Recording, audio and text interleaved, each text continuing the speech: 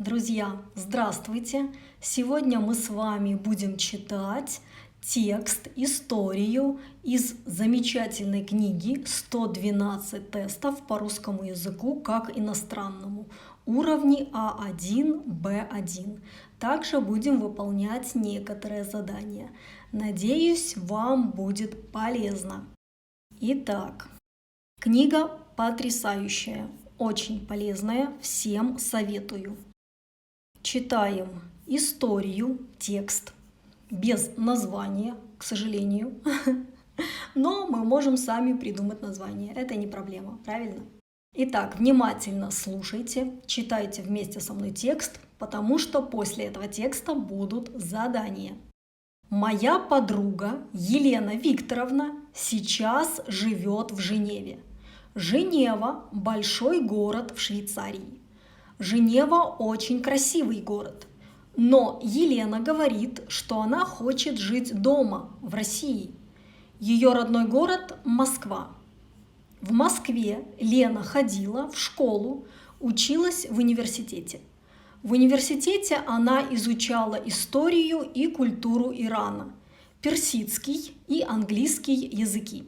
Ее отец тоже знал персидский язык, работал в Иране, потом в Ливане и Сирии.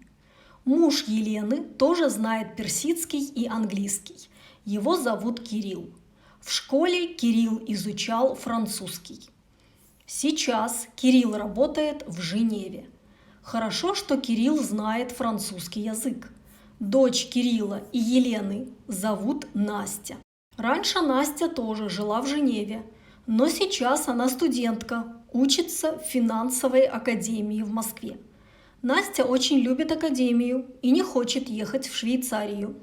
Она будет там только в январе в каникулы.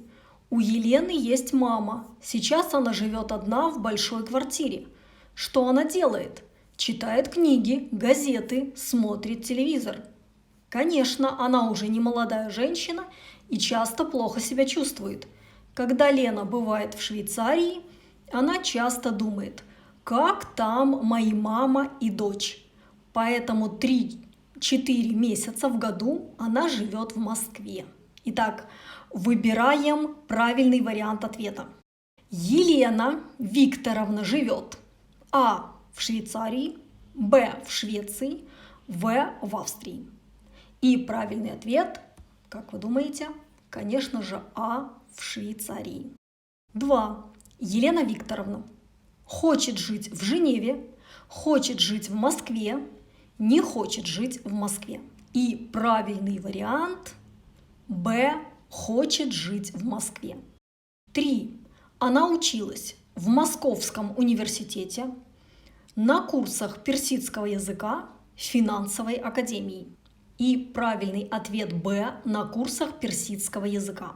4. Отец Елены работал в Ливане, Иране и Сирии. Только в Иране. В Иране, Ливане, Ираке и Сирии. Правильный ответ А. В Ливане, Иране и Сирии. 5. Отца Елены зовут Кирилл, Валентин, Виктор. Так как это Елена Викторовна, то ее отец В. Виктор. 6.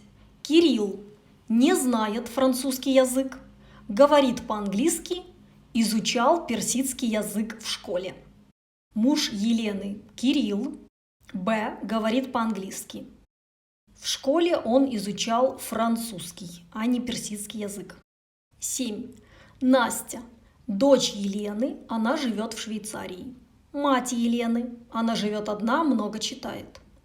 Дочь Елены – студентка. Правильный ответ В. Дочь Елены – студентка. 8. Что верно? Настя и ее мама живут вместе. Настя живет в Москве, а ее мама в Швейцарии. Настя живет в Женеве. И правильный ответ Б. Настя живет в Москве, а ее мама в Швейцарии. Еще я вам предлагаю выполнить интересное задание. Нужно прочитать объявления и ответить, где мы можем их встретить. 2 опции лишние. Вот у нас опции. В ресторане, в метро, в банке, в столовой, в поликлинике, в театре, в библиотеке, в университете.